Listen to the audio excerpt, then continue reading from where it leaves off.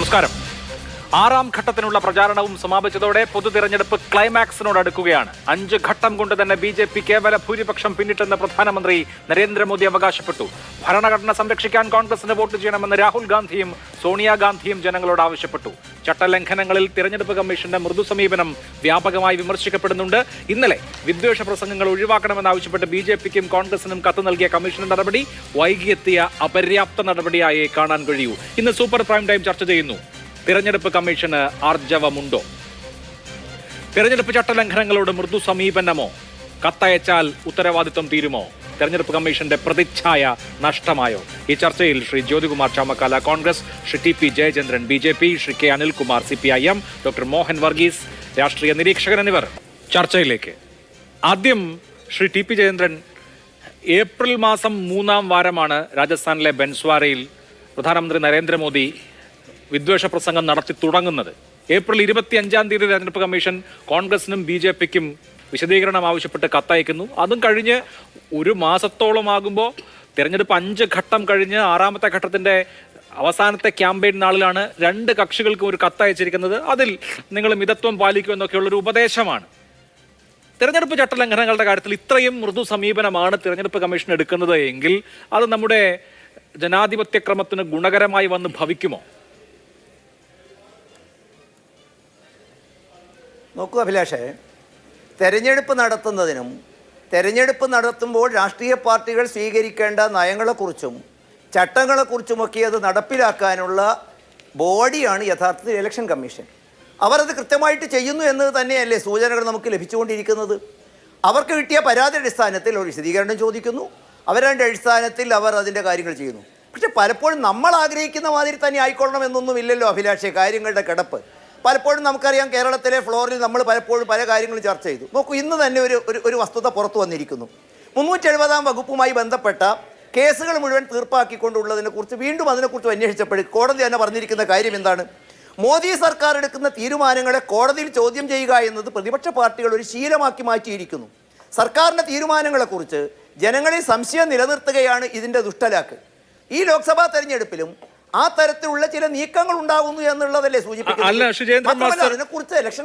സർക്കാരിനെ കുറിച്ചോ അല്ലെങ്കിൽ സർക്കാരിന്റെ നടപടികളെ കുറിച്ചോ ഒക്കെ എതിരഭിപ്രായമുള്ള ആളുകൾക്ക് ഒരു ജുഡീഷ്യൽ റിവ്യൂവിന് ആവശ്യപ്പെടാം. അതൊരു അപാകതയോ കുറ്റകൃത്യമോ ഒന്നും അല്ലല്ലോ. കോടതി അത് സ്ക്രൂട്ടനൈസ് ചെയ്ത് യുക്തമായ തീരുമാനം എന്താണെന്ന് എടുക്കട്ടെ. അതിലാരും എതിരഭിപ്രായം പറയുമെന്ന് എനിക്ക് തോന്നുന്നില്ല. ഇവിടുത്തെ കാര്യം ഒന്ന് നോക്കൂ, അങ്ങ് തന്നെ ആലോചിക്കൂ. മുൻകാലങ്ങളിൽ തിരഞ്ഞെടുപ്പ് ചട്ടലംഘനം എന്ന പരാതി വന്നാൽ, ഒരാളുടെ സ്പീച്ച് തിരഞ്ഞെടുപ്പ് ചട്ടലംഘനമാണ് എന്ന് പരാതി വന്നാൽ എന്താണ് ചെയ്യുക തെരഞ്ഞെടുപ്പ് കമ്മീഷൻ? ആ സ്പീച്ച് നടത്തിയ വ്യക്തിയോട് വിശദീകരണം തേടും. ഇവിടെ നോക്കൂ, ഇതം പ്രഥമമായി തെരഞ്ഞെടുപ്പ് കമ്മീഷൻ വ്യക്തികളോട് വിശദീകരണം തേടുന്നില്ല, അവരുടെ ബന്ധപ്പെട്ട പാർട്ടികളോട്, പാർട്ടി അധ്യക്ഷന്മാരോടാണ് വിശദീകരിക്കാൻ ആവശ്യപ്പെട്ടത്. എന്തുകൊണ്ടാണ്? ഇവിടെ പ്രധാനമന്ത്രി നരേന്ദ്രമോദി തന്നെയാണ് ഹേറ്റ് സ്പീച്ച് ആരോപണ വിധേയനായത്. പ്രധാനമന്ത്രിയെക്കുറിച്ചാണ് പരാതി ഉയർന്നത്. പ്രധാനമന്ത്രിയെക്കുറിച്ച് പരാതി ഉയർന്നപ്പോൾ പ്രധാനമന്ത്രിയോടൊരു വിശദീകരണം ചോദിക്കാൻ പോലും ഉള്ള ഒരു നട്ടല് തെരഞ്ഞെടുപ്പ് കമ്മീഷൻ കാണിക്കുന്നില്ല. ഇങ്ങനെ അവർ ഗോൾ പോസ്റ്റ് മാറ്റുന്നു എന്ന് വരുമ്പോൾ ജനങ്ങൾ എന്താണ് ചിന്തിക്കേണ്ടത്? അതുകൊണ്ടാണല്ലോ ഈ സോഷ്യൽ മീഡിയയിലൊക്കെ സ്പൈൻലെസ് എന്ന വാക്ക് ട്രെൻഡിങ് ആവുന്നത്. അഭിലാഷേ, ഇതൊരുപക്ഷെ താങ്കൾക്ക് അനിഷ്ടകരമായ അനുഭവമായിരിക്കാം. കോഴിക്കോട് കഴിഞ്ഞ ലോക്സഭാ തെരഞ്ഞെടുപ്പിൽ എൻ്റെ അനുഭവം ഞാൻ പറയാം. ഞാൻ വളരെ കൃത്യമായിട്ട് സ്ഥാനാർത്ഥിയെക്കുറിച്ചുള്ള പരാതി ഇലക്ഷൻ കമ്മീഷൻ അയച്ചു. അതിനെക്കുറിച്ച് തീരുമാനം ഉണ്ടാകുന്നതും വിശദീകരണം ചോദിക്കുന്നതും നാളുകൾ കഴിഞ്ഞിട്ടാണ്. ഞാൻ മനസ്സിലാക്കിയിടത്തോളം ഇത് പക്ഷപാതപരമായി പെരുമാറി എന്നുള്ള അഭിപ്രായം ഈ ഉന്നയിച്ച ആളുകൾക്ക് പോലുമില്ല. അവരതിന് നടപടിയിലേക്ക് പോകുന്നു. മാത്രമല്ല, ഞാൻ മനസ്സിലാക്കിയിടത്തോളം അതൊരു ഭരണഘടനാ പദവിയുള്ള ഒരു ബോഡിയാണത്. ആ ബോഡിയുടെ തീരുമാനം ചിലർക്ക് ഇഷ്ടകരമായി തോന്നുന്നത് കൊണ്ടോ ചിലർ ഇഷ്ടപരമായി തോന്നുന്നത് കൊണ്ടോ മാത്രം അത് കുറ്റവിമുക്തമാക്കുന്നതും അല്ലെങ്കിൽ അതിനെക്കുറിച്ച് ചർച്ച ചെയ്യുന്നത് ശരിയാണോ എന്ന് എനിക്ക് തോന്നുന്നില്ല. ഏതായാലും ഞാൻ മനസ്സിലാക്കിയിടത്തോളം അതൊരു ബോഡിയാണ്. അവരതിനെക്കുറിച്ച് പരിശോധിക്കാനുള്ള കഴിവുകളുണ്ട്. എടുത്തിട്ടില്ല എന്ന് തന്നെയാണ് സൂചനകൾ. അത് സർക്കാരിന്റെ ഭാഗമല്ല. നിഷ്പക്ഷവും നീതിപൂർവകവുമായ തിരഞ്ഞെടുപ്പ് നമ്മുടെ രാജ്യത്ത് ഉറപ്പ് നൽകേണ്ട, പരമമായ ഉത്തരവാദിത്വം നിർവഹിക്കേണ്ട വളരെ പ്രധാനപ്പെട്ട ഒരു ഇൻസ്റ്റിറ്റ്യൂഷനാണ്. അതിന്റെ ഇൻസ്റ്റിറ്റ്യൂഷണൽ ഇന്റഗ്രിറ്റി ചോദ്യം ചെയ്യൽ വരുമ്പോഴാണ്, അല്ലെങ്കിൽ അത് ചോദ്യം ചെയ്യപ്പെടുമ്പോഴാണ് ജനാധിപത്യ വിശ്വാസികൾക്കെല്ലാം ആശങ്ക ഉണ്ടാവുന്നത്. ഇപ്പോൾ ഇന്നലെ കോൺഗ്രസിനും BJPക്കും തെരഞ്ഞെടുപ്പ് കമ്മീഷൻ ഈ വിഷയങ്ങളുടെ പരാതികളുടെ അടിസ്ഥാനത്തിൽ ഓരോ കത്തയച്ചു. BJPക്ക് അയച്ച കത്ത് അങ്ങ് കണ്ടിട്ടുണ്ടാവുമല്ലോ. തെരഞ്ഞെടുപ്പ് കമ്മീഷൻ കോൺഗ്രസിനോടും BJP-യോടും ആവശ്യപ്പെടുന്നത് നിങ്ങൾ നിങ്ങളുടെ താരപ്രചാരകരെ നിയന്ത്രിക്കണം എന്നാണ്. അവിടെ പോലും അങ്ങനെ ഈ പരാതിയുടെ അടിസ്ഥാനത്തിൽ രാഷ്ട്രീയ കക്ഷികൾക്ക് ഒരു നിർദ്ദേശം കൊടുക്കുമ്പോൾ പോലും നരേന്ദ്രമോദി എന്ന് പേര് വരാതിരിക്കാൻ എത്ര സൂക്ഷ്മമായി, എത്ര ജാഗ്രതയോടുകൂടിയാണ് തെരഞ്ഞെടുപ്പ് കമ്മീഷൻ ശ്രമിച്ചിരിക്കുന്നത് എന്ന് ഓർത്തു നോക്കൂ. പ്രിയപ്പെട്ട മോദിജി, അങ്ങ് ഇന്ന് രാകേഷിന്റെ കാർട്ടൂണിൽ കണ്ടതുപോലെ അങ്ങ് ഇങ്ങനെ പ്രസംഗിക്കല്ലേ, ഇത്ര ഉറക്ക സംസാരിക്കല്ലേ, തൊണ്ട സൂക്ഷിക്കണേ, വെള്ളം കുടിക്കണേ എന്നുള്ള മട്ടിലാണോ ഒരു ചട്ടലംഘനം ഉണ്ടായിക്കഴിഞ്ഞാൽ കമ്മീഷൻ ഒരു ഇൻഡാസ് ഇറക്കേണ്ടത്? ഇതൊക്കെ അഭിലാഷിന്റെ വ്യാഖ്യാനങ്ങളാണ്. ഒരു ക്രൈം അല്ലെങ്കിൽ ഒരു തെറ്റ്, ഒരു പരാതി കിട്ടിക്കഴിഞ്ഞാൽ അതിൻ്റെ ഗ്രാവിറ്റി തീരുമാനിക്കുന്നത് നമ്മൾ മാത്രമല്ലല്ലോ, അത് അതിൻ്റെ ബന്ധപ്പെട്ട ആളുകളാണ്. അവർക്ക് അതിനെ നിയന്ത്രിക്കുന്ന ചട്ടങ്ങളും കാര്യങ്ങളും ഒക്കെ ഇല്ലേ? അവരാ കാര്യങ്ങൾ കൃത്യമായിട്ട് ചെയ്യുന്നു എന്നതിന് സൂചനയല്ലേ? അവരതിൽ പക്ഷഭേദം കാണിച്ചിട്ടില്ല.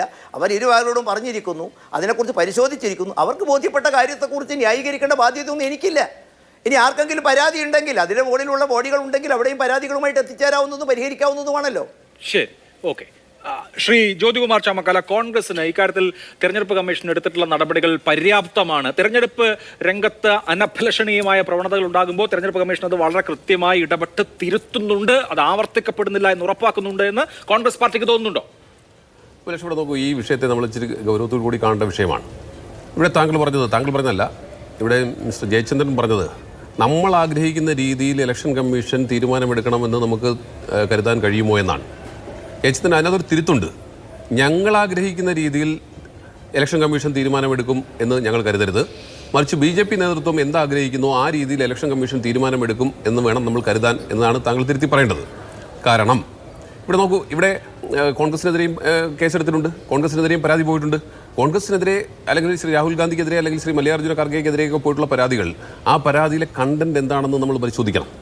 ഇവിടെ നമുക്കറിയാം, തെരഞ്ഞെടുപ്പ് കഴിഞ്ഞു, തെരഞ്ഞെടുപ്പിൻ്റെ 1ാം ഘട്ടം കഴിഞ്ഞതിന് ശേഷം പ്രധാനമന്ത്രി അദ്ദേഹം എത്രമാത്രം വിദ്വേഷകരമായ പ്രസംഗങ്ങളാണ് രാജ്യത്തുടനീളം കാഴ്ചവെച്ചിട്ടുള്ളതെന്ന് നമുക്കറിയാം.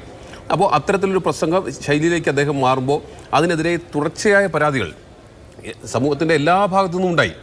ഈ രാജ്യത്ത് വർഗീയമായ ചേരിതിരിവുണ്ടാക്കാൻ എന്തെല്ലാം ചെയ്യാൻ കഴിയുമ്പോൾ ഒരു പ്രധാനമന്ത്രിയിൽ നിന്നും അത് ചെയ്യാൻ പാടില്ലാത്ത രീതിയിലുള്ള എല്ലാ പ്രഭാഷണങ്ങളും പ്രസംഗങ്ങളും ഉണ്ടായിട്ടും അതിനെതിരെ നടപടിയെടുക്കാൻ ഇലക്ഷൻ കമ്മീഷൻ തുനിയുന്നില്ല ഒരു ഭാഗത്ത്. മറുഭാഗത്ത് സോമോട്ടോ കോടതിക്ക് കേസെടുക്കാവുന്നതാണ്, കോടതിയും ഇത് കാഴ്ചക്കാരായി നിൽക്കുന്നു. എന്താണ് ഇവിടെ അടിസ്ഥാനപരമായ പ്രശ്നം?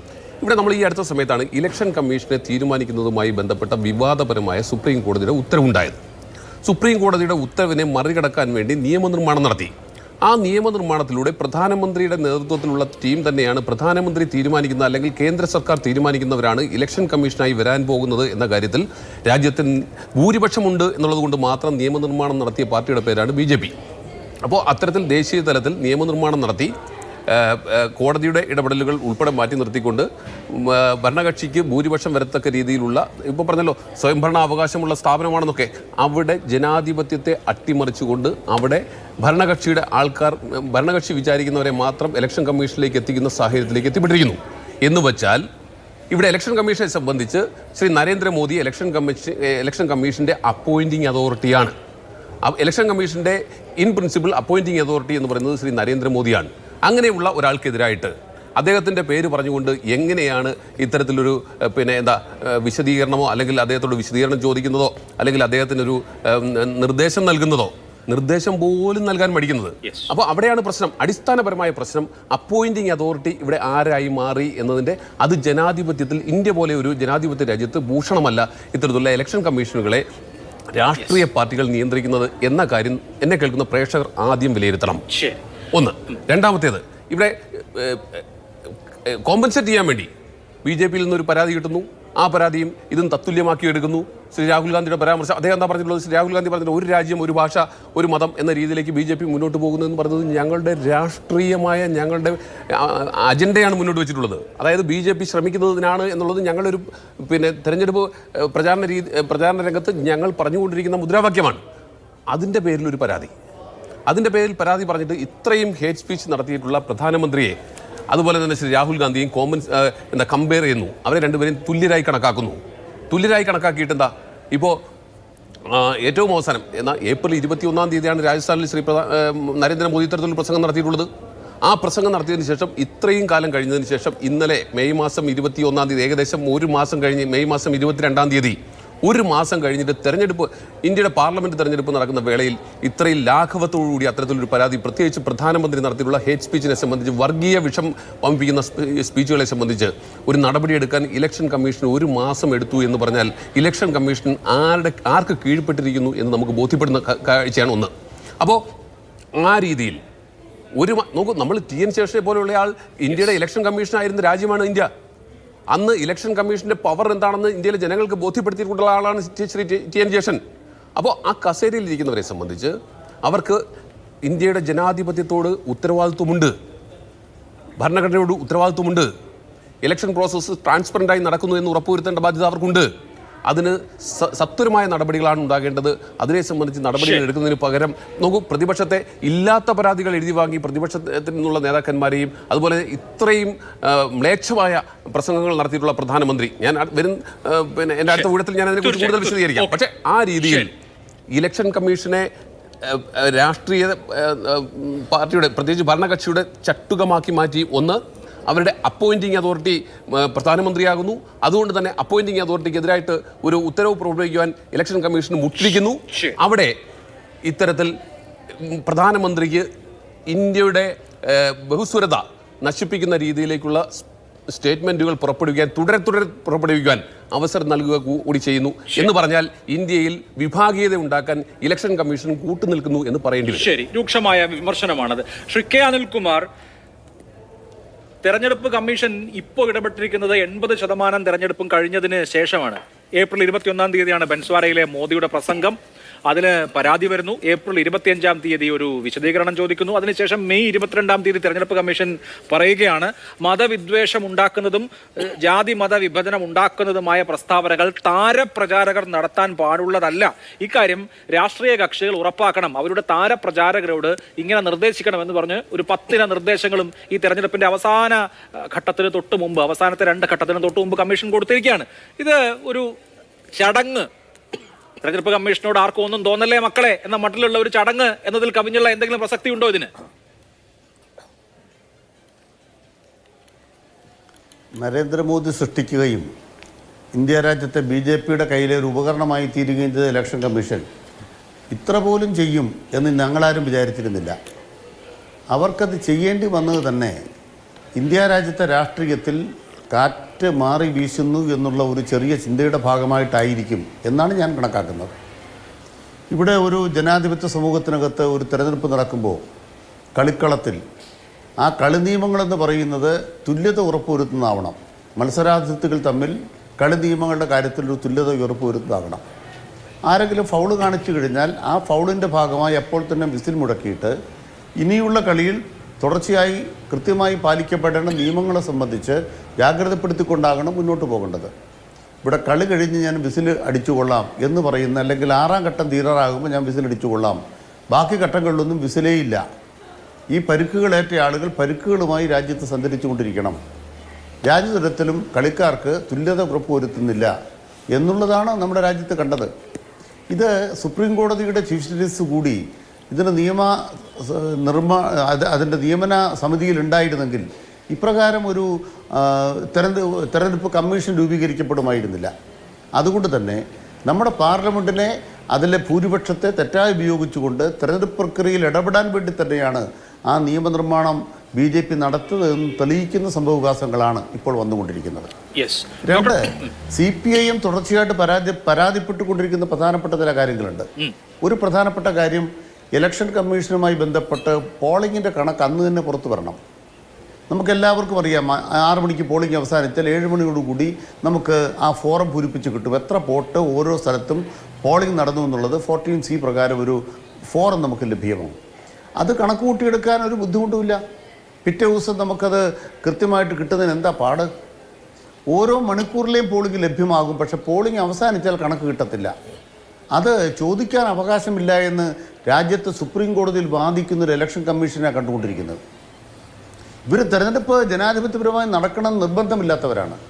ഞങ്ങൾ ജനാധിപത്യപരമായും സുതാര്യമായും നടത്തുമെന്ന് ഒരു തരത്തിലും നിർബന്ധമില്ലാത്തവരെന്ന് മാത്രമല്ല, ഞങ്ങളിതിനെ വാശി പിടിക്കേണ്ടതില്ല, കണക്ക് അങ്ങനെ കൃത്യമായിട്ട് തരണമെന്ന് ഒരു നിയമം എവിടെയും പറയുന്നില്ല എന്ന് വാദിക്കുന്ന ഇലക്ഷൻ കമ്മീഷൻ കൂടി നമ്മളെന്ത് പറയാനാ? 1-ാം റൗണ്ടിലും 2-ാം റൗണ്ടിലും ഇതിൻ്റെ അവസാനത്തെ കണക്കുകൾ ഏറിപ്പോയി. മൂന്നാമത്തെ പ്രധാനപ്പെട്ട കാര്യം, ഇപ്പോൾ ഉണ്ടാക്കിയ 10 കൽപ്പനകൾ നേരത്തെ ഇലക്ഷൻ കോഡ് ഓഫ് കോണ്ടക്റ്റിലുള്ളതാണ്. പുതുതായിട്ട് എന്തെങ്കിലും കൽപ്പന ഉണ്ടാക്കിയോ? ഒരു പരാതി ഉയർന്നു വരുമ്പോൾ തന്നെ ബന്ധപ്പെട്ട എല്ലാ രാഷ്ട്രീയ പാർട്ടികളോടും പറയാം, നിങ്ങളുടെ താരപ്രചാരകരെ നിയന്ത്രിക്കൂ, ഇങ്ങനെ പരാതി വന്നിരിക്കുന്നു, ഞങ്ങൾ വളരെ സീരിയസ് ആയിട്ട് ഡീൽ ചെയ്യാൻ പോവാണ്, ഇനി നിങ്ങളെല്ലാവരും ശ്രദ്ധിക്കണം എന്ന് അന്ന് പറഞ്ഞാൽ ഇലക്ഷൻ കമ്മീഷൻ്റെ ഭാഗത്തൊരു നീതിയുടെ വെളിച്ചമുണ്ട്, നീതിയുടെ കിരണമുണ്ട് എന്ന് പറയാം. ഇതങ്ങനെയല്ലല്ലോ. 3, 4 ഘട്ടം, 5ാമത്തെ ഘട്ടം തീരാറാകുന്നവരെ മിണ്ടാതിരിക്കുക, 6ാം ഘട്ടത്തിൻ്റെ ഏതാണ്ട് തീരാറാകുമ്പോൾ മാത്രം ശബ്ദിക്കുക. ശബ്ദിക്കുമ്പോൾ പോലും ആരുടെ മേത്തും ചെന്ന് തുടരുത്, നരേന്ദ്രമോദിയുടെ ദേഹത്ത് ചെന്ന് തുടരുത്. നാളെ നരേന്ദ്രമോദിയോടൊരു ചോദ്യം ഒരു തെരഞ്ഞെടുപ്പ് കേസിനകത്ത് വന്നാൽ ആ കേസിനകത്ത് നരേന്ദ്രമോദിക്ക് വിനയാകുന്ന ഒരു പരാമർശമായിരുന്നു ഇത് മതത്തെ ദുരുപയോഗിച്ചതാണ് എന്നൊരാൾ ആക്ഷേപിച്ചു കഴിഞ്ഞാൽ ഇലക്ഷൻ കമ്മീഷൻ്റെ ഫൈറ്റിംഗ് എന്ന് പറയുന്നത് ആഘാതകരമാകും. അപ്പോൾ അത് നരേന്ദ്രമോദിയെ ചെന്ന് തൊടും. അത് യഥാർത്ഥത്തിൽ ആ കളി നിയമങ്ങളുടെ ഭാഗമായിട്ട് പ്രധാനപ്പെട്ട ഒരു കാര്യമാണ്. കാരണം ഇദ്ദേഹം ജയിച്ചത് ഇന്ത്യയിലെ എല്ലാ മണ്ഡലങ്ങളിലെ ജയത്തെ മാത്രമല്ല, ഇദ്ദേഹത്തിൻ്റെ ജയത്തെയും ഇത് മെറ്റീരിയലി അഫക്റ്റഡ് ആണ് എന്നൊരാൾക്ക് വാദിക്കാൻ ഇന്ത്യൻ പ്രധാനമന്ത്രിയുടെ വാക്കുകൾ. എന്നിട്ട് പ്രധാനമന്ത്രി എന്താണ്, ഇലക്ഷൻ കമ്മീഷൻ അങ്ങനെ കളിച്ചോട്ടെ, പക്ഷേ എത്രത്തോളം അവിശ്വസ്തതയാണ് പറഞ്ഞുകൊണ്ടിരിക്കുന്നത്. ഓരോ ദിവസവും എന്താ അദ്ദേഹം പറയുന്നത്? അവസാനം ഞാൻ കേട്ട് ഞെട്ടിപ്പോയി. അദ്ദേഹത്തിന് ഒരു വാക്കൂടെ അഭിലാഷേ, ബയോളജിക്കലായ രക്ഷിതാക്കളല്ല, ദൈവം സ്വയം നേരിട്ട് അദ്ദേഹത്തെ സൃഷ്ടിച്ചതാണ്. അത്ഭുതപ്പെടുക അല്ലാണ്ട് കാര്യം എന്താണ്? നിങ്ങൾ അത്ഭുതപ്പെട്ടു പോകും. നമ്മുടെ സമൂഹത്തിലെ മുഴുവൻ ചരാചരങ്ങളെയും ഈ പ്രപഞ്ചത്തെയാകെയും ദൈവം സൃഷ്ടിച്ചതാണ് എന്ന് വിശ്വസിക്കുന്നൊരു മതത്തെ മുൻനിർത്തി വോട്ട് ചോദിക്കുന്ന ഒരു കൂട്ടർ പറയുകയാണ്, അല്ല ഇദ്ദേഹത്തെ മാത്രം ദൈവം പ്രത്യേകം സൃഷ്ടിച്ചതാണ്. അതേത് സൃഷ്ടിയാണ്? ഇങ്ങനെ തെരഞ്ഞെടുപ്പ് എന്ന് പറയുന്നത് മതത്തെ, വിശ്വാസത്തെ ദുരുപയോഗിക്കുന്ന ഒരു പ്രധാനമന്ത്രി നമ്മുടെ നാട്ടിലില്ല. അത്തരം ഒരാളുടെ പാർട്ടിയിൽപ്പെട്ട ഒരാൾക്ക് പോലും ഈ തെരഞ്ഞെടുപ്പ് കുറ്റത്തിൽ നിന്ന് മോചിതമല്ല. അത്രത്തോളം തെളിവ് സഹിതം ഇന്ത്യൻ പ്രധാനമന്ത്രി തെരഞ്ഞെടുപ്പ് ചട്ടങ്ങൾ ലംഘിച്ചിരിക്കുന്നു ബോധ്യമായിരിക്കുന്നു. ശരി, ഓക്കെ. ഡോക്ടർ മോഹൻ വർഗീസ്, ലോകത്തെ ഏറ്റവും വലിയ ജനാധിപത്യ പ്രക്രിയയാണ് ഇന്ത്യയിലെ പൊതു തെരഞ്ഞെടുപ്പ്. അത് നിയന്ത്രിക്കുന്ന അമ്പയറാണ് തെരഞ്ഞെടുപ്പ് കമ്മീഷൻ. ആ മൈതാനത്ത് ലെവൽ പ്ലേയിങ് ഉറപ്പുവരുത്തുക, ലെവൽ പ്ലേയിങ് ഫീൽഡ് ഉറപ്പാക്കുക എന്നുള്ളത് തെരഞ്ഞെടുപ്പ് കമ്മീഷന്റെ പ്രാഥമികമായ ബാധ്യതയാണ്. ആ ബാധ്യത കമ്മീഷന് നിറവേറ്റാൻ കഴിയുന്നില്ല എന്ന് പ്രതിപക്ഷ കക്ഷികൾ പറയുന്ന സാഹചര്യം ഉണ്ട്. അത് ദൗർഭാഗ്യകരമാണ്.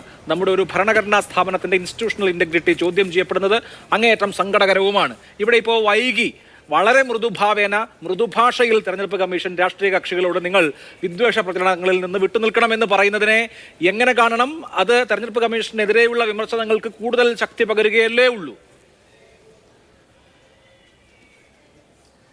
ശ്രീ അഭിലാഷ്, ലോകത്തെ ഏറ്റവും വലിയ ജനാധിപത്യ രാജ്യമായ ഭാരതം, ലോകത്തെ ഏറ്റവും ജനസംഖ്യയുള്ള രാജ്യം, ലോകത്തെ ഏറ്റവും വലിയ ജനാധിപത്യ രാജ്യം, ആ രാജ്യത്തിൻ്റെ ജനാധിപത്യത്തെ കാത്തു സൂക്ഷിക്കാനുള്ള ഭരണഘടനാ സ്ഥാപനങ്ങളിൽ ഏറ്റവും മുന്തിയ സ്ഥാനമാണല്ലോ ഇലക്ഷൻ കമ്മീഷനുള്ളത്.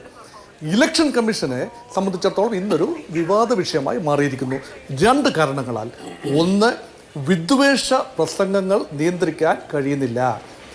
2, സമയാസമയങ്ങളിൽ കൃത്യമായി സുതാര്യമായി നടപടികൾ പൂർത്തിയാക്കുന്നതിൻ്റെ ഭാഗമായി കണക്കുകൾ ഹാജരാക്കാൻ കഴിയുന്നില്ല. ശതമാനക്കണക്കിൽ മാത്രമാണ് വോട്ടർ ടേൺ ഔട്ട് കാട്ടുന്നത്. അതായത് നമ്പേഴ്സ് പ്രൊവൈഡ് ചെയ്യാൻ വിസമ്മതം പ്രകടിപ്പിക്കുന്നു. ഓർക്കുക, 17C ഫോം 17C വോട്ടെടുപ്പ് കഴിയുന്ന ദിവസം ഈ ബൂത്തിലിരിക്കുന്ന ഏജൻറ്റുമാർക്ക് കൊടുക്കുന്ന ഫോമാണ്. അതിനകത്ത് കൃത്യമായ നമ്പറാണ് കൊടുക്കുന്നത്. ആ നമ്പർ എഴുതിയെടുക്കാൻ സാധിക്കും. അത് കാൽക്കുലേറ്റ് ചെയ്താൽ നിമിഷങ്ങൾക്കുള്ളിൽ അത് കമ്പ്യൂട്ടർ ചെയ്ത് കൃത്യമായ വോട്ടർ ടേൺ ഔട്ട് പറയാൻ കഴിയും. അത് ഇലക്ഷൻ കമ്മീഷൻ ഒരു പത്രസമ്മേളനം വിളിച്ചുകൂട്ടി, സാധാരണ ഓരോ ഫേസ് കഴിയുമ്പോഴും ഒരു പത്രസമ്മേളനം വിളിച്ചുകൂട്ടി കൃത്യമായ കണക്കുകൾ ഹാജരാക്കുന്ന ഒരു പതിവുണ്ട്. ഇപ്രാവശ്യം അത് സംഭവിച്ചില്ല. അതിൻ്റെ നീതിശാസ്ത്രം അവിടെ മാറി നിൽക്കട്ടെ. പക്ഷെ മറുവശത്ത് ഇലക്ഷൻ കമ്മീഷൻ തീർച്ചയായിട്ടും ശ്രീ അഭിലാഷ് സൂചിപ്പിച്ചതുപോലെ ഒരു അമ്പയറാണ്, റെഫറിയാണ്, ലെവൽ പ്ലേയിങ് ഫീൽഡ് ഉറപ്പാക്കുന്നു എന്ന് വളരെയധികം ഉറപ്പാക്കേണ്ട ഒരു സമിതിയാണ് ഇലക്ഷൻ കമ്മീഷൻ. ഈ ഇലക്ഷൻ കമ്മീഷൻ യഥാർത്ഥത്തിൽ ഇന്ന് ഭരണകൂടത്തിൻ്റെ ഇച്ഛാശക്തി അനുസരിച്ച്, നിലവിലുള്ള രാഷ്ട്രീയ അധികാരികളുടെ ഇച്ഛാശക്തി അനുസരിച്ച് പ്രവർത്തിക്കുന്നുവോ എന്ന് ചോദിച്ചാൽ ഒരു പക്ഷേ ഇലക്ഷൻ കമ്മീഷൻ്റെ പ്രവർത്തനങ്ങളെ നമ്മളിപ്പോൾ തലനാരിഴയ്ക്ക് പരിശോധിച്ചുകൊണ്ടിരിക്കുകയാണ്. ആ പ്രവർത്തനങ്ങൾ നമ്മൾ നോക്കുമ്പോൾ ഇപ്പോൾ മനസ്സിലാകുന്നത് ഹെയ്റ്റ് സ്പീച്ചസ് നിയന്ത്രിക്കാൻ ഇവിടെ ജനപ്രാതിനിധ്യ നിയമത്തിൻ്റെ 123ാമത്തെ വകുപ്പുണ്ട്. അതിൽ വ്യക്തമായി നിർവചിച്ചിരിക്കുന്നു എന്താണ് ഒരു ഹെയ്റ്റ് സ്പീച്ച് അല്ലെങ്കിൽ വിദ്വേഷ പ്രസംഗത്തിൻ്റെ നിർവചനമുണ്ട്. ഇതൊന്നും വേണ്ട, IPCയുടെ ആർട്ടിക്കിളുകൾ, റെലവൻ്റ് ആർട്ടിക്കിളുണ്ട്. ആ ആർട്ടിക്കിൾ 505 IPC അനുസരിച്ച് ഇതുപോലെയുള്ള വിദ്വേഷം പരത്തുന്ന പ്രസംഗങ്ങൾ അത് തിരഞ്ഞെടുപ്പ് സമയത്തോ അല്ലാതെയോ ഉണ്ടായാൽ അത് നിയന്ത്രിക്കാനുള്ള ഘടനാപരമായ സംവിധാനങ്ങളുണ്ട്. പക്ഷേ ഇതൊന്നും വേണ്ട പോലെ ഈ രണ്ട് വിഭാഗത്തിനും, പ്രതിപക്ഷത്തിൻ്റെ മുന്നണിക്കും ഭരണകക്ഷി ഉൾപ്പെടുന്ന മുന്നണിക്കും ഒരുപോലെ ബാധകം ആക്കുന്നില്ല എന്നതാണ് ഇവിടെ ഉണ്ടാകുന്ന പ്രധാന ആക്ഷേപം. നോക്കൂ ശ്രീ അഭിലാഷ്, ഇതൊരു കളിയാണെങ്കിൽ ഇതൊരു മത്സരമാണ്. ജനാധിപത്യത്തിൻ്റെ ആഘോഷം എന്നൊരു മത്സരമാണ്. അവിടെ ഒരു പോൾ പൊസിഷനിൽ നിന്നാണ് അത് ഇന്ത്യ മാത്രമല്ല എല്ലാ ജനാധിപത്യ രാജ്യങ്ങളിലും ഒരു പോൾ പൊസിഷനിൽ നിന്നുകൊണ്ടാണ്, ഫോർമുല 1 റേസിംഗ് ഒക്കെ ആണല്ലോ, ഒരു അഡ്വാൻറ്റേജിൽ നിന്നുകൊണ്ടാണ് നിലവിലുള്ള ഗവൺമെൻറ് അത് നയിക്കുന്ന പാർട്ടി ഒരു അഡ്വാൻറ്റേജിൻ്റെ പൊസിഷനിൽ നിന്നാണ് തുടങ്ങുന്നത്. ആ തുടങ്ങുന്നതിൻ്റെ ആദ്യ ഘട്ടമായി ഇലക്ഷൻ കമ്മീഷണർമാരെ നിശ്ചയിക്കാനുള്ള ഒരു സമിതിയുടെ ഘടന തന്നെ മാറ്റിക്കുറിച്ചു. നേരത്തെ ഇവിടെ സൂചിപ്പിച്ചതുപോലെ സുപ്രീം കോടതിയുടെ ചീഫ് ജസ്റ്റിസും പ്രതിപക്ഷ നേതാവും പ്രധാനമന്ത്രിയും അടങ്ങുന്ന 3 മെമ്പർ കമ്മീഷനാണ് ആളുകളെ കണ്ടെത്തി ഇലക്ഷൻ കമ്മീഷനിലേക്ക് ചീഫ് ഇലക്ഷൻ കമ്മീഷണറെയും കമ്മീഷണർമാരെയും നിയമിക്കുന്നത് എങ്കിൽ അവിടെ ഒരു ലെവൽ പ്ലേയിങ് ഫീൽഡ് ക്രിയേറ്റ് ചെയ്യും. ഇവിടെ എക്സിക്യൂട്ടീവിൻ്റെ ഭാഗത്തെ ഇച്ഛാശക്തി അനുസരിച്ചാണ് രണ്ടുപേരും പ്രവർത്തിക്കുന്നത്. പ്രതിപക്ഷ നേതാവ് അവിടെ മാപ്പുസാക്ഷിയാകുക മാത്രമാണ്. പ്രധാനമന്ത്രിയും ക്യാബിനറ്റിലെ മറ്റൊരു മന്ത്രിയും ചേർന്ന് ഇലക്ഷൻ കമ്മീഷണർമാരെ നിയമിക്കുമ്പോൾ അവർ പ്രാഥമികമായി എക്സിക്യൂട്ടീവിനോട് അദൃശ്യമായ ഒരു ഉത്തരവാദിത്വം അവരുടെ മേൽ വന്നു ഭവിക്കുന്നു. അതുകൊണ്ട് TN ശേഷൻ, നേരത്തെ ഇവിടെ സൂചിപ്പിച്ച ഒരു പേരാണല്ലോ ഇലക്ഷൻ കമ്മീഷന് പല്ലും നഖവും ഉണ്ടായത്, Shri TN Seshan election commissioner ആയപ്പോഴാണ്. അതുവരെയും ഇലക്ഷൻ കമ്മീഷണർമാർ ഉണ്ടായിരുന്നു. പക്ഷേ ഇന്ത്യ കാര്യമായി ഇലക്ഷൻ കമ്മീഷന്റെ ഘടനയെക്കുറിച്ചോ ഇലക്ഷൻ കമ്മീഷണറെ കുറിച്ചോ കാര്യമായി സംസാരിക്കാത്തൊരു സമയത്താണ് ഈ കമ്മീഷന്റെ വില ഇതാണ് എന്ന് പറഞ്ഞുകൊണ്ട് ശക്തമായി രംഗത്ത് വരുന്നത്. അതിൻ്റെ 7 അയലത്ത് പോലും TN ശേഷന്റെ നിഴല് പോലും ആകുന്നില്ല ഇപ്പോഴത്തെ ഇലക്ഷൻ കമ്മീഷനും അതിൻ്റെ സംവിധാനങ്ങളും. അത് ദൗർഭാഗ്യകരമായ ഒരു കാര്യമാണ്. അത് ഘടനയിൽ തന്നെ സംഭവിച്ചതാണ്. അതുകൊണ്ടാണ് ഘടനകൾ അട്ടിമറിക്കാനുള്ള ശ്രമം ഇവിടെ നടക്കുന്നുണ്ടോ എന്ന ആരോപണം പല കേന്ദ്രങ്ങളിൽ നിന്നും വരുന്നത്. അതുകൊണ്ടാണെന്നാണ് ശ്രീ അഭിലാഷ് ഞാൻ വിശ്വസിക്കുന്നത്.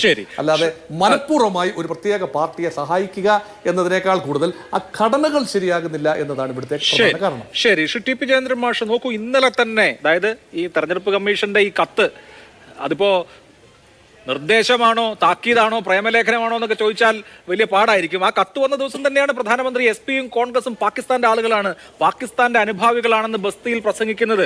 പാകിസ്ഥാന്റെ കയ്യിൽ ബോംബുണ്ട് എന്ന് പറഞ്ഞിട്ട് കോൺഗ്രസും SP-യും കൂടി ഞങ്ങൾ ഇന്ത്യയെ പേടിപ്പിക്കുകയാണ് എന്ന് പ്രസംഗിച്ചത്. അപ്പോൾ അങ്ങേയറ്റം വിഭജനാത്മകമായ പരാമർശങ്ങൾ ഉണ്ടാവുന്നു, അത് നിരന്തരം തുടരുന്നു. അതിന് സ്റ്റോപ്പ് ഇടേണ്ട തെരഞ്ഞെടുപ്പ് കമ്മീഷൻ അത് നോക്കി നിൽക്കുന്നു എന്ന് പറയുന്നത് ജനാധിപത്യത്തെക്കുറിച്ച് ആകെ ഉണ്ടാകേണ്ട ആശങ്കയല്ലേ? എന്തുകൊണ്ടാണ് സുപ്രീം കോടതി തെരഞ്ഞെടുപ്പ് കമ്മീഷന്റെ രൂപവൽക്കരണം സംബന്ധിച്ച ഒരു വിധി പുറപ്പെടുവിച്ചിട്ട് അത് മറികടക്കാൻ അത്യുത്സാഹം കാണിച്ചത്? എന്തുകൊണ്ടാണ് സുപ്രീം കോടതിയുടെ ഉത്തരവ് നിയമനിർമ്മാണത്തിലൂടെ മറികടന്നത് എന്ന ചോദ്യത്തിന്റെ ഉത്തരം നമ്മളിപ്പോ കണ്ടുകൊണ്ടിരിക്കുകയാണ്. ഇതിനൊക്കെ വേണ്ടിയിട്ടാണ്.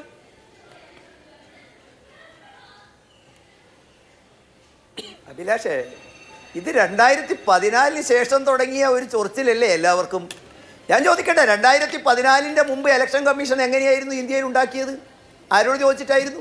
മാത്രമല്ല, ഇവിടെ ഇപ്പം എന്നെ അത്ഭുതപ്പെടുത്തുന്നത് ജനാധിപത്യത്തെക്കുറിച്ച്, ഭരണഘടനയെക്കുറിച്ച്, കോടതിയെക്കുറിച്ചൊക്കെ വാതോരാതെ സംസാരിക്കുമ്പോൾ അഭിലാഷേ, തെരഞ്ഞെടുപ്പേ വേണ്ടെന്ന് വെച്ചവരുണ്ടായിരുന്നു ഇന്ത്യ രാജ്യത്ത്.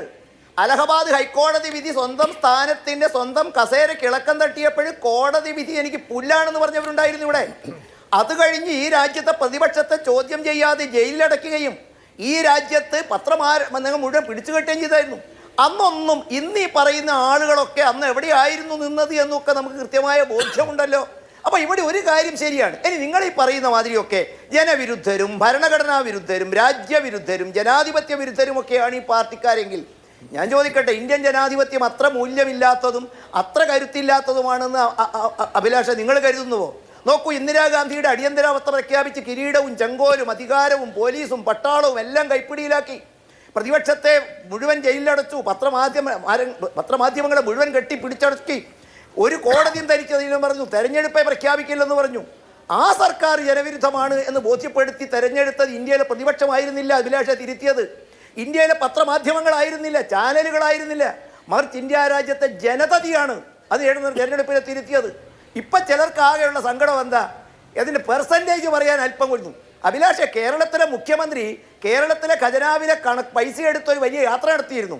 വിവരാവകാശ പ്രകാരം അതിൻ്റെ കണക്ക് കിട്ടിയിട്ടുണ്ടോ നമുക്ക്? കേരളത്തിലെ മുഖ്യമന്ത്രി, നിങ്ങളുടെയും എൻ്റെയും മുഖ്യമന്ത്രി ഒളിച്ചു പോകുന്ന മാതിരി ഇവിടുന്ന് പോയിരുന്നു അഭിലാഷേ. ആരോട് പറഞ്ഞിട്ടായിരുന്നു പോയത്? ഇത് ജനാധിപത്യമാണോ? ഇത് അപഹസിക്കലായിരുന്നു. ഞാനിതിന് മറുചോദ്യം ഉന്നയിക്കുകയല്ല. പകരം നമുക്ക് ഈ തുടങ്ങിയത് എപ്പോഴാ? 2014 ശേഷം ഇവിടെ ഭരണഘടനയില്ല, ഇവിടെ ജനാധിപത്യമില്ല, ഇവിടെ മതേതരത്വം അടുപ്പിൽ. ഞാൻ ചോദിക്കട്ടെ, മണിശങ്കർ അയ്യർ പറഞ്ഞതിനോട് നിങ്ങൾ യോജിക്കുന്നുവോ? അയൽ രാജ്യത്തിൻ്റെ കയ്യിൽ ബോംബുണ്ട്, അതുകൊണ്ട് അവരെ ബഹുമാനിക്കണം, അവരെ പേടിക്കണം, അവരെ മുമ്പിൽ ഒച്ചാനിച്ചിരിക്കണം. കാലം മാറി അഭിലാഷേ. പഴയ കോൺഗ്രസിൻ്റെ ഭരണകൂടമല്ല ഇന്ത്യയിലുള്ളത്. അപ്പുറത്തുനിന്ന് പൊട്ടുമ്പോൾ ഇപ്പുറത്ത് പേടിച്ചോടി കാശ്മീരിൻ്റെയും മറ്റു ഭീകരവാദികൾ നടക്കുമ്പോൾ അവരുടെ മുമ്പ് പോയി കെഞ്ചി നിൽക്കുന്ന ഭരണകൂടമൊന്നുമല്ല. മണിശങ്കർ അയ്യർ എന്താണ് പറഞ്ഞത് എന്ന് പുള്ളിയുടെ തന്നെ ഓഡിയോയിൽ കേൾക്കാം. അദ്ദേഹത്തിന്റെ വിശദീകരണവും ഉണ്ട്. അപ്പോൾ അക്കാര്യത്തിലൊരു തീരുമാനത്തിലെത്താം. എന്താണ് മണിശങ്കർ അയ്യർ പറഞ്ഞതെന്ന് മണിശങ്കർ അയ്യർ ഒറിജിനലായിട്ട് കൊടുത്ത ഇന്റർവ്യൂ തന്നെ ലഭ്യമായിട്ടുള്ളൂ. ഇവിടെ താങ്കൾ പറഞ്ഞൊരു വളരെ പ്രധാനപ്പെട്ട ആ ഒരു ചരിത്രം, അപ്പോൾ അലഹാബാദ് ഹൈക്കോടതിയുടെ വിധി മണിശങ്കർ അയ്യറിലേക്കല്ല അഭിലാഷ് അങ്ങനെ വെള്ളപൂശണ്ട. ഞാൻ വെള്ളപൂശൊന്നുമില്ല, അതൊക്കെ ജനങ്ങൾ തീരുമാനിക്കട്ടെ, കേൾക്കട്ടെ എന്ന് ഞാൻ പറഞ്ഞുള്ളൂ. അല്ല, ഇതേ മണിശങ്കർ അയ്യർ പാകിസ്ഥാന് പോയിട്ട് നരേന്ദ്രമോദിയെ മാറ്റാൻ സഹായിക്കാവശ്യപ്പെട്ടിരുന്നവരെ മണിശങ്കർ അയ്യർ പറഞ്ഞ കാര്യങ്ങളൊക്കെ പബ്ലിക് ഫോറത്തിൽ അവൈലബിൾ ആണല്ലോ. അത് കേൾക്കുന്ന ജനങ്ങൾ വിലയിരുത്തട്ടെ എന്ന് മാത്രമേ ഞാൻ പറഞ്ഞുള്ളൂ. എന്റെ ചോദ്യം പക്ഷേ അതല്ല. എന്റെ ചോദ്യം അതല്ല ശശീന്ദ്രൻ മാഷ്. ഞാൻ അങ്ങ് തന്നെ ഇവിടെ ശരിയായി ഉദ്ധരിച്ച അലഹാബാദ് ഹൈക്കോടതിയുടെ വിധി ഉണ്ടല്ലോ. എന്തായിരുന്നു ആ വിധി? ഇന്ത്യയുടെ പ്രധാനമന്ത്രിയായിരുന്ന ഇന്ദിരാഗാന്ധിയുടെ തിരഞ്ഞെടുപ്പ് റദ്ദാക്കിക്കൊണ്ടാണ് വിധി. എന്തിനാണ് വിധിച്ചത്? സർക്കാർ സംവിധാനങ്ങളെ തെരഞ്ഞെടുപ്പിൽ ദുരുപയോഗിച്ചു എന്ന് കോടതി കണ്ടെത്തി ഇന്ത്യൻ പ്രധാനമന്ത്രിയുടെ തിരഞ്ഞെടുപ്പ് റദ്ദാക്കാൻ കഴിയുന്ന അത്രയും വലിയ ആർജവമോ അതല്ലെങ്കിൽ നിശ്ചയദാർഢ്യമോ ഉണ്ടായിരുന്ന ഭരണഘടനാ സ്ഥാപനങ്ങൾ ഈ രാജ്യത്തുണ്ടായിരുന്നു. അതേ ആർജവമോ അതേ നട്ടല്ലോ ഇന്ന് ഇന്ത്യയിലെ ഭരണഘടനാ സംവിധാനങ്ങൾക്കും സ്ഥാപനങ്ങൾക്കും ഉണ്ടോ എന്നുള്ളതാണ് ഇവിടുത്തെ മൗലികമായ ചോദ്യം. ഒരു തെരഞ്ഞെടുപ്പ് കുറ്റം ചൂണ്ടിക്കാണിച്ച് ഒരു തെരഞ്ഞെടുപ്പ് കുറ്റത്തിന്റെ പേരിൽ ഇന്ത്യൻ പ്രധാനമന്ത്രിയുടെ ഇലക്ഷൻ റദ്ദാക്കിയ നാട്ടിൽ ഇപ്പോ നടക്കുന്നത് എന്താണ്? ഇപ്പോ ആർജവം ഇന്ത്യയിലെ ഭരണഘടനാ സ്ഥാപനങ്ങൾക്കുണ്ടോ ഇല്ലയോ? ആ വിഷയമാണ് നമ്മൾ ഇന്ന് ചർച്ച ചെയ്തുകൊണ്ടിരിക്കുന്നത്. ആ ചോദ്യത്തിന് ഉത്തരമാണ് അഭിലാഷേ. അത് കണ്ടെത്തിയത് ഇലക്ഷൻ കമ്മീഷൻ അല്ലേ, ഈ രാജ്യത്തെ നിയമ സംവിധാനമാണ്. അങ്ങനെ ഇലക്ഷൻ ഇന്ത്യയിൽ ഏതെങ്കിലും സ്ഥാപനം ഒരു കണ്ടെത്തൽ നടത്തിയോ? അഭിലാഷ് അല്ലല്ലോ വിധികർത്താവും, അഭിലാഷ് അല്ലല്ലോ ഇതിന് ആത്യന്തികമായിട്ട് ഈ കാര്യങ്ങളെ കുറിച്ച് ഞാൻ ചോദിക്കുന്നത്. ഏതെങ്കിലും ഭരണഘടനാ സ്ഥാപനത്തിന് ജുഡീഷ്യറി അടക്കമുള്ള ഏതെങ്കിലും ഭരണഘടനാ സ്ഥാപനങ്ങൾക്ക് ഇന്ന് അതിന് പറ്റുമോ ഇല്ലയോ? പറ്റില്ല എന്ന് ഇത് കണ്ടുകൊണ്ടിരിക്കുന്ന 100% പേരും അഭിപ്രായപ്പെടില്ലേ? ജയേന്ദ്ര മാഷ് വിചാരിക്കുന്നുണ്ടോ നരേന്ദ്രമോദി ഏപ്രിൽ 21 മുതൽ നടത്തിയിട്ടുള്ള ഏതെങ്കിലും പ്രസംഗങ്ങളുടെ പേരിൽ എന്തെങ്കിലും ബുദ്ധിമുട്ട് നിയമപരമായോ രാഷ്ട്രീയമായോ നരേന്ദ്രമോദിക്ക് നേരിടേണ്ടി വരുമെന്ന് ഏതെങ്കിലും ഒരു കോടതിയിൽ ഇല്ല എന്നാണ് ഞാൻ വിശ്വസിക്കുന്നത്. അല്ല, നരേന്ദ്രമോദി തെറ്റ് ചെയ്തിട്ടില്ലെങ്കിൽ അഭിലാഷ് മാതൃഭൂമി ചാനലല്ല ഏതൊരു ചാനൽ വിചാരിച്ചു അത് ശിക്ഷിക്കാൻ കഴിയില്ല.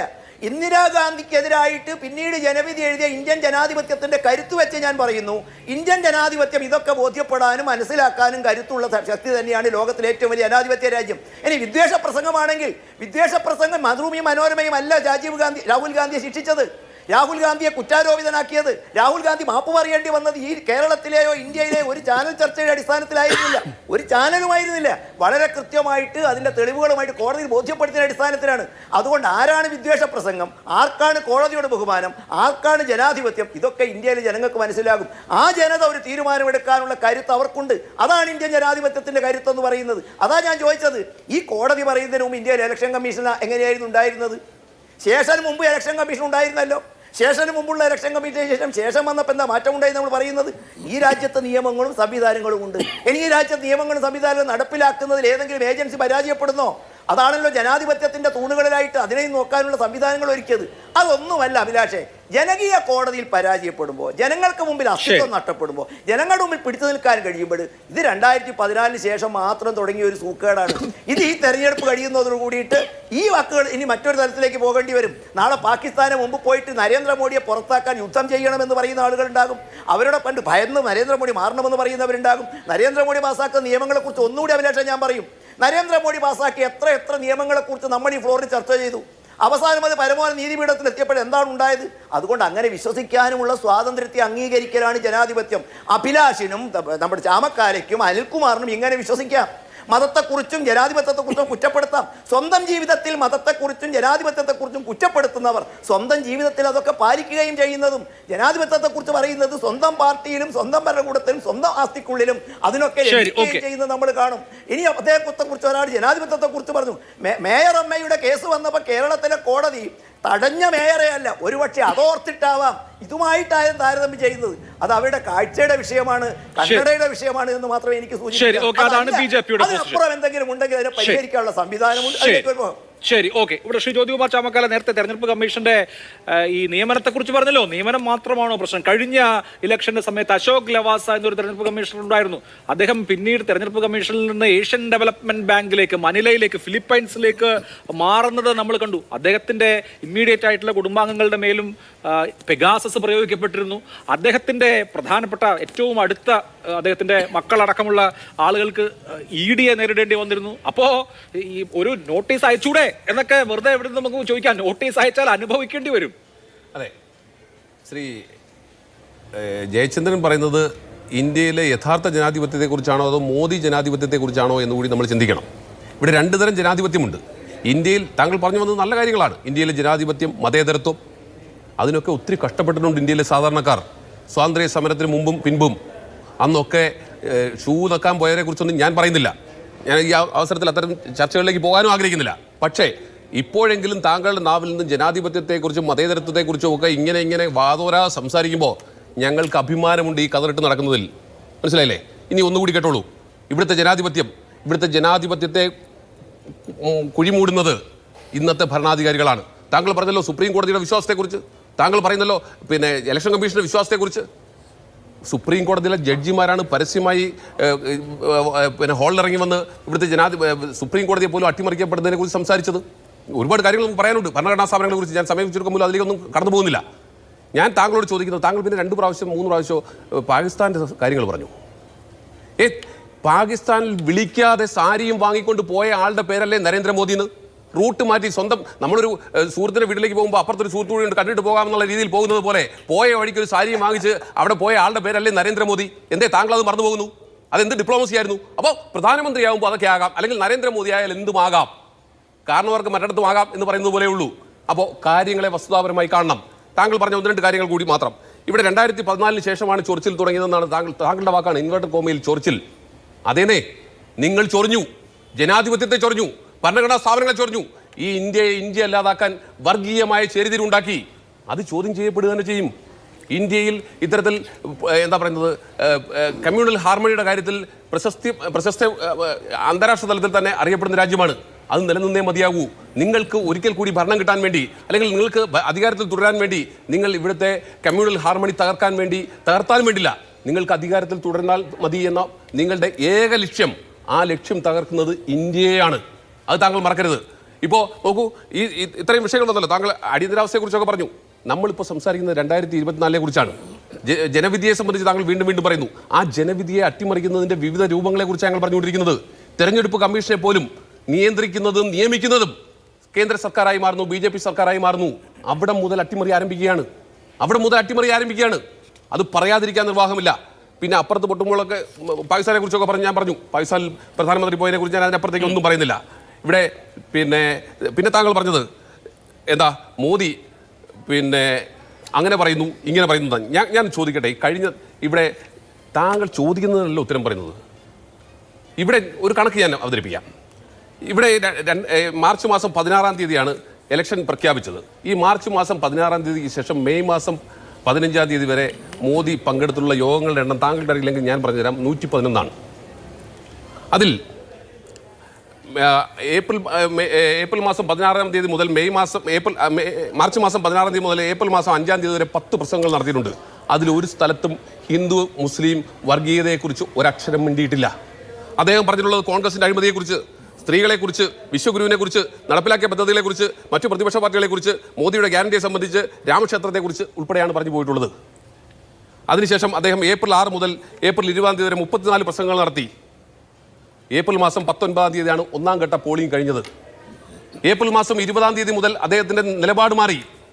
ഏപ്രിൽ മാസം 20-ാം തീയതിക്ക് ശേഷം അദ്ദേഹം നടത്തിയിട്ടുള്ള പ്രസംഗങ്ങൾ, ആ പ്രസംഗങ്ങൾ 67 എണ്ണമാണ് മെയ് മാസം 15-ാം തീയതി വരെ. ഈ 67 പ്രസംഗങ്ങളിൽ 60 സ്ഥലത്ത് ഹിന്ദു മുസ്ലിം വർഗീയതയെക്കുറിച്ച് തുടർച്ച സംസാരിച്ചുകൊണ്ടിരുന്നു. 60 സ്ഥലത്ത്. അതിനു മുമ്പ്, അതായത് 1-ാം ഘട്ട പോളിംഗിന് മുമ്പ് ഒരു ഘട്ടത്തിൽ പോലും പറയാത്ത കാര്യങ്ങൾ. അതുപോലെ താലിമാലയെ സംബന്ധിച്ച് ഏപ്രിൽ മാസം 21-ാം തീയതി 1-ാം ഘട്ട പോളിംഗിന് ശേഷം 23 തവണയാണ്, 23 പൊതുയോഗങ്ങളിലാണ് അദ്ദേഹം ആവർത്തിച്ചത്. രാമക്ഷേത്രത്തെക്കുറിച്ച് അദ്ദേഹം 43 തവണ ആവർത്തിച്ചു. അതിനു മുമ്പ് അദ്ദേഹം അതിനെക്കുറിച്ച് പറഞ്ഞിരുന്നില്ല. പറയുന്നു മാത്രമല്ല, രാമക്ഷേത്രം കോൺഗ്രസ് അധികാരത്തിൽ വന്നാൽ രാമക്ഷേത്രത്തിന് ബാബറി പൂട്ടുമെന്ന് പറഞ്ഞു ഒരിക്കൽ. അതിനുശേഷം പറഞ്ഞു അവിടെ ബുൾഡോസർ ഉപയോഗിച്ച് ഇടിച്ചു നിരത്തുമെന്ന് പറഞ്ഞു. എന്തിന്റെ അടിസ്ഥാനത്തിലാണ് ഒരു പ്രധാനമന്ത്രി ഇത്തരത്തിൽ വർഗീയമായ ചേരിതിരിവുണ്ടാക്കുന്ന പ്രസംഗങ്ങൾ നടത്തുന്നത്? എന്തായിരുന്നു അതിന്റെ പിന്നെ ചെയ്തോ വികാരം? പറയാൻ കഴിയുമോ ബി ജെ പിക്ക്? ഇപ്പോൾ ജയചന്ദ്രന് പറയാൻ കഴിയുമോ? അദ്ദേഹം പറഞ്ഞു കോൺഗ്രസ് സ്വത്തുകൾ തട്ടിയെടുക്കുമെന്ന് പറഞ്ഞു. കോൺഗ്രസ് മുസ്ലിം വിഭാഗത്തിന് സ്വത്തുകൾ കൊടുക്കുമെന്ന് പറഞ്ഞു. ദളിത് പിന്നോക്ക ഗോത്ര വിഭാഗങ്ങളുടെ സ്വത്തുകളെല്ലാം തട്ടിയെടുത്ത് മുസ്ലിങ്ങൾക്ക് മാത്രമായി കൊടുക്കുമെന്ന് അദ്ദേഹം തുടർച്ച പറഞ്ഞുകൊണ്ടിരുന്നു. ഹിന്ദുക്കളെ പരസ്യമായി കോൺഗ്രസ്സുകാർ ഭീഷണിപ്പെടുത്തുകയാണെന്ന് പറഞ്ഞു. ഹിന്ദുക്കളെ രണ്ടാം തരക്കാരായി കണക്കാക്കുകയാണെന്ന് പറഞ്ഞു. ഇതൊക്കെ വർഗീയമായി ചരിത്രമുണ്ടാക്കുകയല്ലേ? സ്ത്രീകളുടെ താലിമാല പൊട്ടിച്ച് മറ്റുള്ളവർക്ക് നൽകുമെന്ന് പറഞ്ഞു. എന്തിന്റെ അടിസ്ഥാനത്തിലാണ് പ്രധാനമന്ത്രിയെ പോലെ ഒരാൾ പറയുന്നത്? ഇത് കോൺഗ്രസിന്റെ പ്രകടന പത്രിക വന്നപ്പോഴാണ് അദ്ദേഹത്തിന് ഹാലിളകി തുടങ്ങിയത്. അദ്ദേഹം പറഞ്ഞെന്താ അത് മുസ്ലിം ലീഗിന്റെ പ്രകടന പത്രികയാണെന്നാണ്. നാണമില്ലേ ഒരു പ്രധാനമന്ത്രി ഇങ്ങനെ സംസാരിക്കാൻ? ഞാൻ പറഞ്ഞു രാമക്ഷേത്രത്തെ സംബന്ധിച്ച് ഏത് ഘട്ടത്തിലാണ് കോൺഗ്രസ് ബുൾഡോസർ ഇടിച്ചു നിരത്തുമെന്നോ അല്ലെങ്കിൽ കോൺഗ്രസ് അത് ബാബറി പൂട്ടുമെന്നോ പറഞ്ഞിട്ടുള്ളത്? അപ്പോ വർഗീയമായ ചേരിതിരിവിലൂടെ മാത്രമേ ഈ രാജ്യത്ത് അധികാരം നിലനിർത്താൻ കഴിയൂ എന്ന് ബി ജെ പിക്ക് വീണ്ടും തോന്നിയത് 1ാം ഘട്ട പോളിംഗിന് ശേഷമാണ്. അന്ന് മുതൽ നിങ്ങളുടെ സമനില തെറ്റിയിരിക്കുന്നു. ബി ജെ പി നേതാക്കന്മാരുടെ സമനില തെറ്റിയ രീതിയിൽ, രാജ്യത്തെ ഛിന്ന ഭിന്നമാക്കുന്ന രീതിയിൽ, എന്നാലും അധികാരത്തിൽ തുടർന്നാൽ മതി എന്ന നിങ്ങളുടെ ആ ചിന്തയുണ്ടല്ലോ, ആ ചിന്ത ഈ രാജ്യത്തിന് ആപത്താണ്. ശരി, ശ്രീ അനിൽകുമാർ, ഇവിടെ ഇപ്പോൾ ശ്രീ ജ്യോതികുമാർ ചാമക്കാല സൂചിപ്പിച്ചതുപോലെ ഇന്ത്യൻ എക്സ്പ്രസ് ഒരു കണക്ക് തന്നെ പുറത്തിറക്കിയിരുന്നു നരേന്ദ്രമോദിയുടെ പ്രസംഗങ്ങളെ ഇവാലുവേറ്റ് ചെയ്തുകൊണ്ട്. അദ്ദേഹത്തിന്റെ ഭരണ നേട്ടങ്ങളെക്കാൾ അദ്ദേഹം ഹിന്ദു മുസ്ലിം ബൈനറി പറയുന്നത് ഏപ്രിൽ 20 ശേഷം നമ്മൾ കണ്ടിട്ടുണ്ട്. അത് ഇവിടെ മാധ്യമങ്ങളും മറ്റുമൊക്കെ ഓഡിറ്റ് ചെയ്ത് ഇന്നതാണ് എന്ന് ചൂണ്ടിക്കാണിക്കുന്നുണ്ട്. ഏറ്റവും ഒടുവിൽ ഇന്നലെയും അദ്ദേഹം പ്രസംഗിച്ചു കോൺഗ്രസ് അധികാരത്തിൽ വന്നാൽ രാമക്ഷേത്ര വിധി മറികടക്കാൻ നിയമം നിർമ്മിക്കും എന്ന്, രാംലല്ലയെ ഷെഡിലേക്ക് മാറ്റും എന്ന് പ്രസംഗിച്ചു. ആ തരത്തിൽ അങ്ങേയറ്റം തീവ്രമായ വെള്ളത്തെ തീപിടിപ്പിക്കുന്ന വർത്തമാനം പറഞ്ഞിട്ടും എന്തുകൊണ്ടാണ് ഇവിടെ തെരഞ്ഞെടുപ്പ് കമ്മീഷൻ എന്നുള്ളത് നമ്മൾ ചർച്ച ചെയ്യുന്നു, എന്തുകൊണ്ടാണ് രാജ്യത്തെ ഭരണഘടനാ സംവിധാനത്തിന് അതിനെ ചെക്ക് ചെയ്യാൻ കഴിയാതിരിക്കുന്നത്?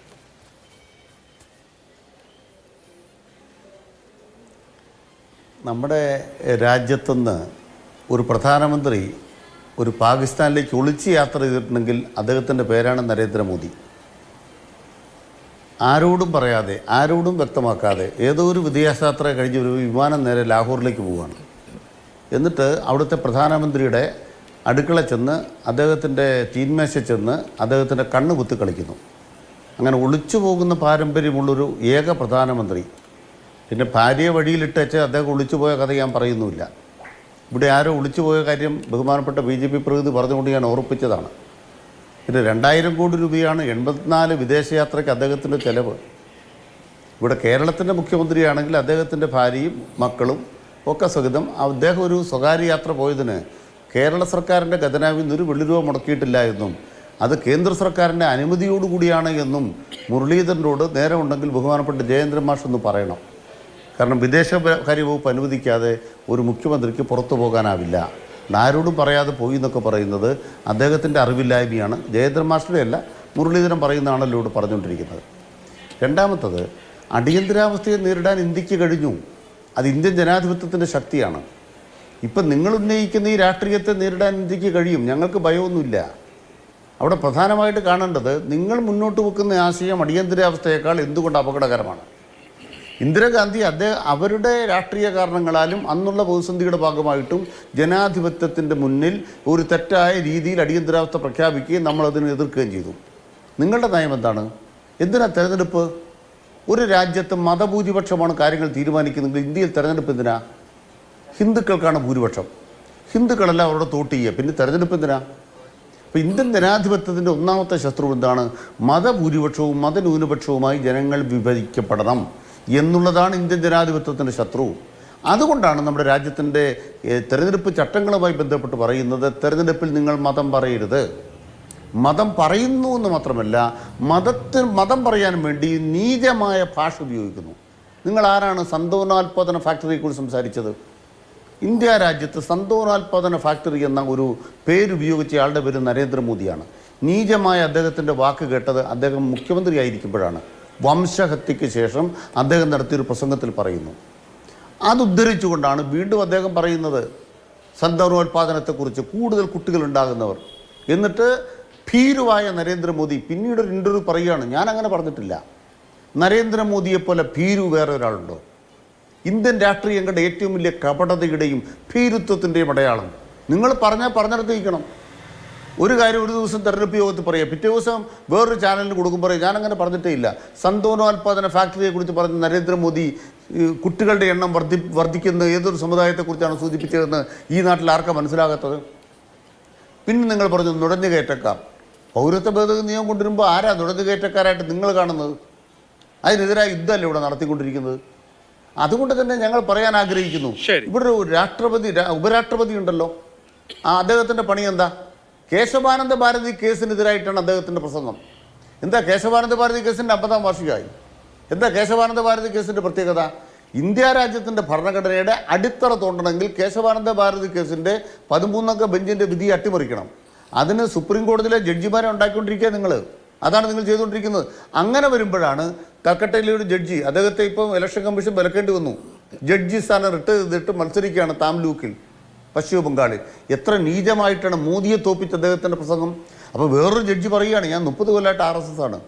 ഇങ്ങനെ ഭരണഘടനാ സ്ഥാപനങ്ങളിലേക്ക് അരിച്ചരിച്ചെത്തുന്ന RSS ഇന്ത്യ രാജ്യത്തിൻ്റെ ജനാധിപത്യത്തിന് ഏറ്റവും വലിയ അപകടമാണ്. അതിനെ തളയ്ക്കാൻ ഇന്ത്യക്ക് കഴിയുമോ എന്നുള്ളതാണ് ചോദ്യം. തളയ്ക്കും. ഈ തെരഞ്ഞെടുപ്പിനകത്ത് ജനങ്ങൾ ഇതുവരെയുള്ള അവരുടെ സമീപനങ്ങൾ കണ്ടാൽ തളയ്ക്കും. ആ തളയ്ക്കും തരത്തിലേക്ക് പ്രതിരോധം ശക്തിപ്പെട്ടിരിക്കുന്നു. ഒരു ഇലക്ഷൻ കമ്മീഷന്റെ സഹായമില്ലെങ്കിലും ഒരു വാക്കുകൂടെ പറഞ്ഞ് ഞാൻ അവസാനിപ്പിക്കാം.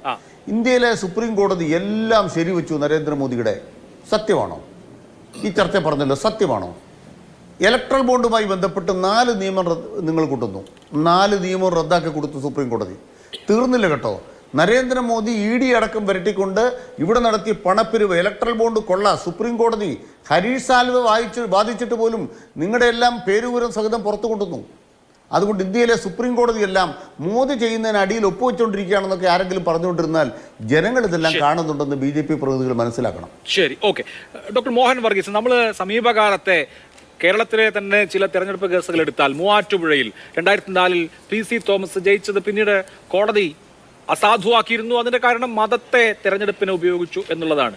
അഴീക്കോട് KM ഷാജി ഇതുപോലെ തന്നെ വിജയിച്ചത് കോടതി റദ്ദാക്കിയിരുന്നു. ഇപ്പോൾ സുപ്രീം കോടതിയിൽ എത്തി നിൽക്കുകയാണ്. അതും മതത്തെ ഉപയോഗിച്ചതിന്റെ പേരിലാണ്. അപ്പം മതത്തെ ഉപയോഗിക്കാൻ പാടില്ല. ജനപ്രാതിനിധ്യ നിയമത്തിലെ ഒരു പ്രധാനപ്പെട്ട ഒരു ക്ലോസ് ആണ്. അപ്പം മതം ഒരു ഇലക്ഷൻ പ്രചരണ വിഷയമായാൽ അത് തെരഞ്ഞെടുപ്പ് റദ്ദാക്കാവുന്ന കുറ്റകൃത്യമാണെന്നിരിക്കലും ഈ തെരഞ്ഞെടുപ്പിൽ ഏറ്റവും വ്യാപകമായി മതം, ജാതി തുടങ്ങിയവ ഉപയോഗിക്കപ്പെട്ടു. അത് വളരെ ഓപ്പണായി, ഒരു മറയുമില്ലാതെ, രഹസ്യമായി എവിടെയെങ്കിലും പാംഫ്ലെറ്റ് വിതരണം ചെയ്തിട്ടല്ല, ഓപ്പണായി ജനകോടികളോട് സംസാരിക്കുന്ന വിധത്തിൽ ഉപയോഗിക്കപ്പെട്ടു.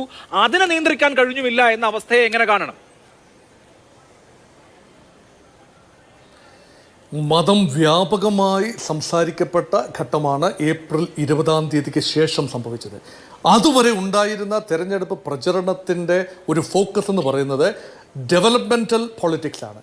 വളരെ നല്ലൊരു ക്യാമ്പയിൻ തന്നെയാണ് ശ്രീ നരേന്ദ്രമോദി നയിച്ചത്. അതിൽ വികസനത്തെക്കുറിച്ച് ഒരു വികസന നായകനായി അദ്ദേഹം സ്വയം അവതരിപ്പിക്കുകയും ഇന്ത്യയെ 2047 ഒരു വികസിത രാജ്യമാക്കി മാറ്റുകയും ചെയ്യുമെന്നും നമ്മുടെ സമ്പദ് വ്യവസ്ഥയിൽ നേടിയ നാഴികക്കല്ലുകൾ, കുതിച്ചുചാട്ടങ്ങൾ ഒന്നൊന്നായി എണ്ണി പറയുകയും അത് തുടരേണ്ടതിൻ്റെ ആവശ്യകത പറയുകയും ചെയ്യുമ്പോൾ അതൊരു പോസിറ്റീവ് നറേഷനാണ്. 2004 ശ്രീ അടൽ ബിഹാരി വാജ്പേയി ചെയ്തതും ആ തരം ഡെവലപ്മെൻറ്റൽ റെറ്ററിക്കാണ്. പക്ഷേ ആ ഡെവലപ്മെൻറ്റൽ റെറ്ററിക്ക് ജനങ്ങളുടെ ഇടയിൽ യേശുന്നില്ല എന്ന് എങ്ങനെയോ തോന്നി. അതൊരു പക്ഷേ വോട്ടർ ടേൺ ഔട്ട് കുറയുന്നത് കൊണ്ടാകാം. അപ്പോഴാണ് എല്ലാ അതിർവരമ്പുകളും ലംഘിച്ചുകൊണ്ട്, ലക്ഷ്മണ രേഖ ലംഘിച്ചുകൊണ്ട് വിദ്വേഷ പ്രസംഗങ്ങളിലേക്ക് കടക്കുന്നത്.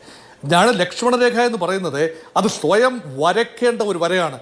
ഓരോ പാർട്ടിയുടെയും താരപ്രചാരകർ, പ്രത്യേകിച്ചും ഭാരതീയ ജനതാ പാർട്ടിയുടെ സമുന്നതരായ താരപ്രചാരകരാണ് നരേന്ദ്രമോദി. വേണമെങ്കിൽ സമാനതകളില്ലാത്തൊരു നേതാവ് എന്ന് വേണമെങ്കിൽ പറയാം. ഇന്ത്യ മുന്നണിക്ക് പല നേതാക്കളുണ്ട്. രാഹുൽ ഗാന്ധി വലിയ നേതാവാണ്, പക്ഷേ പല നേതാക്കളുണ്ട്. പക്ഷേ ഭാരതീയ ജനതാ പാർട്ടിയെ സംബന്ധിച്ചിടത്തോളവും NDA സംബന്ധിച്ചിടത്തോളവും ഒരൊറ്റ നേതാവാണ് നരേന്ദ്രമോദി. അങ്ങനെയുള്ള നേതാവ് വിശ്വഗുരുവായി വളരണമെങ്കിൽ, അത് ലോകം അംഗീകരിക്കണമെങ്കിൽ, ലോകത്തെ ജനാധിപത്യ പാരമ്പര്യങ്ങൾ താങ്ങി നിർത്തുന്നതിൽ ലോകത്തെ 6 പേരിൽ ഒരാൾ ഭാരതീയനാണെന്ന് ഓർക്കണം. അപ്പം ലോകത്തിൻ്റെ തന്നെ ജനാധിപത്യ ക്രെഡൻഷ്യൽസ് നിലനിർത്താനുള്ള വിശ്വഗുരുവിൻ്റെ ഒരു ദൃഢനിശ്ചയം കാട്ടേണ്ടത് തൻ്റെ പ്രസംഗങ്ങളിലൂടെയാണ്. അങ്ങനെ സ്വയം പ്രഖ്യാപിത, സ്വയം വരയ്ക്കേണ്ട, തനിക്ക് ചുറ്റും വരയ്ക്കേണ്ട ഒരു ലക്ഷ്മണരേഖ വരച്ചില്ല എന്ന് മാത്രമല്ല, ആ ലക്ഷ്മണരേഖ ഘടനാപരമായി വരയ്ക്കേണ്ട ഇലക്ഷൻ കമ്മീഷനെ പോലും സൈലൻസ് ചെയ്യാൻ അദൃശ്യമായ കരങ്ങൾ പ്രവർത്തിച്ചിട്ടുണ്ടോ എന്നത് ചോദ്യചിഹ്നമായി മാറിയിരിക്കുകയാണ്. അതുകൊണ്ടാണ് പറയുന്നത് സീസറുടെ ഭാര്യ സംശയത്തിന് അതീതയായിരിക്കണം. സീസർ മാത്രമല്ല, സീസർ ഭരണാധികാരിയാണെങ്കിൽ സീസറുടെ ഭാര്യ ഭരണാധികാരികൾ സൃഷ്ടിച്ച ആ ഒരു ഇലക്ഷൻ കമ്മീഷൻ, 3 അംഗ ഇലക്ഷൻ കമ്മീഷൻ ആരോപണങ്ങൾക്ക് അതീതമായിരിക്കണം. അങ്ങനെയെങ്കിൽ അത് ഭരണഘടന നിഷ്കർഷിച്ച, അംബേദ്കറും കൂട്ടരും നിഷ്കർഷിച്ച ആ ഒരു രീതിയിലേക്ക് നമ്മുടെ ഭരണഘടനാ സ്ഥാപനമായ ഇലക്ഷൻ കമ്മീഷൻ്റെ ന്യൂട്രാലിറ്റി, ഇൻഡിപെൻഡൻസ് ആൻഡ് പവർ അത് എക്സസൈസ് ചെയ്യാൻ കഴിഞ്ഞില്ല എങ്കിൽ തീർച്ചയായും ഇലക്ഷൻ കമ്മീഷനെ കുറിച്ച് ആരോപണങ്ങൾ ഉണ്ടാവുകയും വിമർശനങ്ങൾ ഉണ്ടാവുകയും ചെയ്യുന്നത് സ്വാഭാവികമായി മാത്രമേ നമുക്ക് കരുതാനാവൂ. ഇനി എന്താണ് ചെയ്യാനുള്ളത് എന്ന് കൂടി നമുക്ക് നോക്കേണ്ടതുണ്ട്. എന്താണ് ചെയ്യാനാവുക? ഇലക്ഷൻ കമ്മീഷനെ വെറുതെ വിടണമെങ്കിൽ ഇനിയിപ്പോൾ കോടതിയിലേക്ക് പോകേണ്ട ഒരു അവസ്ഥയാണ്. ഇലക്ഷൻ കമ്മീഷനെ ഒരു അമ്പയറാകാൻ കഴിയുന്നില്ല. അപ്പോൾ ഓരോ വിദ്വേഷ പ്രസംഗങ്ങളും കോടതിയിലേക്ക് പോകേണ്ട ഒരു അവസ്ഥ നോക്കൂ. അപ്പോൾ കോടതി തന്നെ പറയുകയാണ് അങ്ങനല്ല, ഇത് ഇലക്ഷൻ കമ്മീഷനാണ് കൈകാര്യം ചെയ്യേണ്ടത് എന്ന് പറഞ്ഞൊഴിയാം. പക്ഷേ അത് ജനാധിപത്യത്തെ നിലനിർത്താനും ഭരണഘടനാ സ്ഥാപനങ്ങളെ അല്ലെങ്കിൽ ഭരണഘടനയുടെ അന്തസ്സത്തെ നിലനിർത്താനുള്ള സംവിധാനമാണ് കോടതി. കോടതിയിൽ വിശ്വാസമുള്ളിടത്തോളം കാലം മാത്രമേ ഒരു രാജ്യം നിലനിൽക്കൂ, ഒരു ഭരണഘടന നിലനിൽക്കൂ. അതുകൊണ്ടാണ് ഇവിടെ എല്ലാ കണ്ണുകളും ഈ കോൺസ്റ്റിറ്റ്യൂഷൻ സ്ഥാപനമായ കോടതിയിലേക്ക് നീങ്ങുകയാണ്. ഇതുവരെയുള്ള കാര്യം നോക്കുമ്പോൾ നമ്മൾ അലഹബാദ് ഹൈക്കോടതിയുടെ വിധിയെക്കുറിച്ച് നമ്മൾ കാര്യമായി സംസാരിച്ചു. ഇന്ത്യയുടെ പ്രധാനമന്ത്രിയെ, ആ പ്രധാനമന്ത്രിയായിരുന്ന ഇന്ദിരാഗാന്ധിയുടെ തെരഞ്ഞെടുപ്പിനെ, റായ്ബറേലിയിൽ നിന്നുള്ള തെരഞ്ഞെടുപ്പിനെ വരെ അസാധുവാക്കാൻ തക്ക ശക്തി. അത് മാത്രമല്ല, ഇവിടെ പറഞ്ഞു ഇസ്മായിലിന്റെ കാര്യം, ഇസ്മായിലിന്റെ നമ്മുടെ മൂവാറ്റുപുഴ MP PC തോമസിന്റെ കാര്യം പറഞ്ഞു, അയോഗ്യനാക്കി. അതുപോലെ KM ഷാജി, അഴിക്കോട് KM ഷാജി അയോഗ്യനാക്കി. അതുപോലെ അത് മാത്രമല്ല, ഉദ്ധവ് താക്കറെയുടെ ബാൽ താക്കറെയുടെ ഒരു വിദ്വേഷ പ്രസംഗം എനിക്കൊന്ന് 1999 അദ്ദേഹത്തെ 6 വർഷത്തേക്കാണ് തെരഞ്ഞെടുപ്പിൽ മത്സരിക്കുന്നതിൽ നിന്നും പ്രചരണം നടത്തുന്നതിൽ നിന്നും വിലക്കിയത്. അതിനുശേഷം അദ്ദേഹം അനുകൂല വിധി സമ്പാദിച്ചു. രാജയെ 2019 വിലക്കുകയുണ്ടായി, ഏതാനും ദിവസത്തെ പ്രചരണത്തിൽ നിന്നും വിലക്കുകയുണ്ടായി. അതുകൊണ്ട് ഘടനാപരമായ സംവിധാനങ്ങൾ ഇല്ല എന്ന് നമുക്ക് പറയാനാവില്ല, തീർച്ചയായും ഉണ്ട്. പക്ഷേ അത് ഉപയോഗിക്കപ്പെടുന്നത് ഇപ്പോഴത്തെ ഭരണകൂടത്തിൻ്റെ അല്ലെങ്കിൽ രാഷ്ട്രീയ യജമാനന്മാരുടെ ഇച്ഛാനുസരണമായി പോകുമ്പോൾ തെരഞ്ഞെടുപ്പ് കമ്മീഷന്റെ നഖവും പല്ലും കൊഴിയുന്ന അവസ്ഥയാണ് ഉണ്ടാകുന്നത്. അത് ഇന്ത്യയുടെ ജനാധിപത്യ ഭാരതത്തിന് അത് ഭൂഷണമല്ല എന്നാണ് ശ്രീ അഭിലാഷ് എനിക്ക് തോന്നുന്നത്. ശരി, തീർച്ചയായിട്ടും നമുക്ക് ഒരു ഇടവേളയിലേക്ക് പോകുന്നതിന് മുമ്പ് സുരേന്ദ്ര മാസ്റ്റർ ഒറ്റ ചോദ്യം. ഇപ്പോൾ ഒരു വലിയ വിജയം നിങ്ങൾ ഉണ്ടാകുമെന്ന് അവകാശപ്പെടുന്നുണ്ടല്ലോ, അപ്പോൾ അങ്ങനെ വിജയിച്ചത് മാച്ച് ഫിക്സിംഗ് വഴിയല്ല, അല്ലെങ്കിൽ അമ്പയറും കൂടെ ചേർന്നിട്ടല്ല, ലെവൽ പ്ലേയിങ് ഫീൽഡ് നിഷേധിച്ചിട്ടല്ല എന്നുകൂടി വരണമല്ലോ. ഇവിടെ നേരത്തെ സീസറിന്റെ ഭാര്യയുടെ ഉദാഹരണമൊക്കെ പറഞ്ഞു. അപ്പോൾ ശരിയായ നിലയിൽ കളിച്ച് ജയിക്കുക, എന്നാലേ ആ ജയം ജയമാകൂ എന്നൊരു തത്വം കൂടി ഇക്കാര്യത്തിൽ നോക്കേണ്ടതല്ലേ? അല്ല, ഈ കളി നേരെയല്ല എന്ന് അഭിലാഷിന് അഭിപ്രായമുണ്ടോ? അങ്ങനെ വല്ല തെളിവുകളും പരാതികളും അഭിലാഷിന്റെ കയ്യിലുണ്ടോ?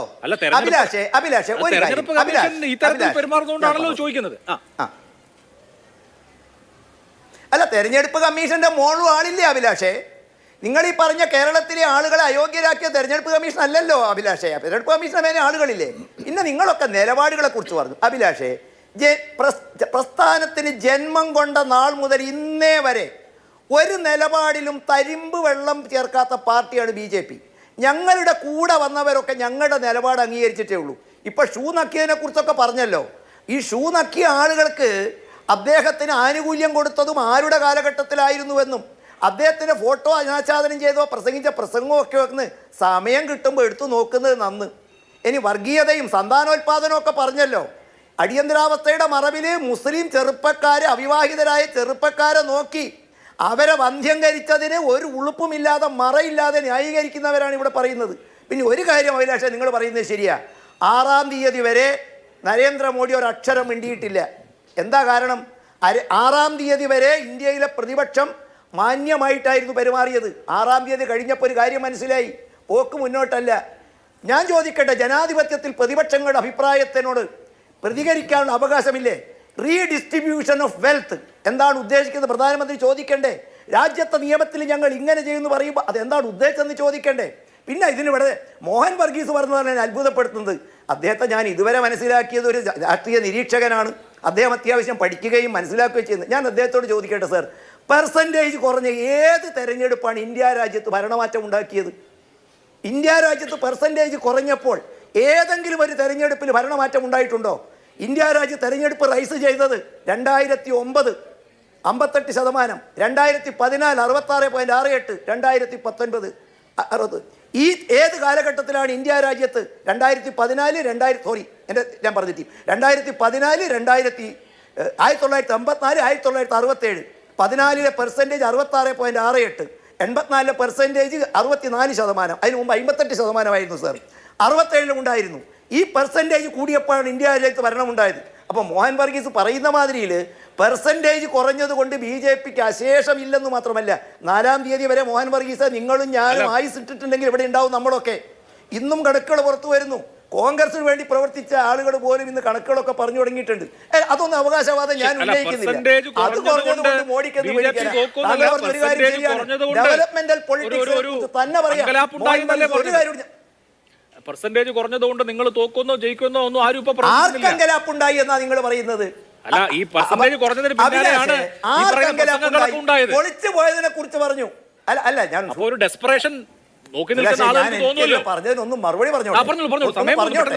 അല്ല, ഞാന് എനിക്കെതിരെ നിങ്ങൾ എയർ ചെയ്ത കുറച്ച് കാര്യങ്ങളില്ലേ ഒന്ന് പറഞ്ഞോട്ടെ. നിങ്ങൾ തടസ്സപ്പെടുത്തിയിട്ടാ ഒളിച്ചു പോയതിനെ കുറിച്ച് പറഞ്ഞു. ഏതായാലും പ്രധാനമന്ത്രി ഒളിച്ചു പോയത് ഇരുമ്പ് കസേരയെ കുത്തിരിക്കാനല്ല, ലണ്ടൻ സ്റ്റോക്ക് എക്സ്ചേഞ്ചിൽ മണിയടിക്കാനല്ല, നിലപാടിനെ കുറിച്ചാണ് താങ്കൾ ഇവിടെ സംസാരിച്ചത്. മണിയടിക്കാനല്ല പോയത്.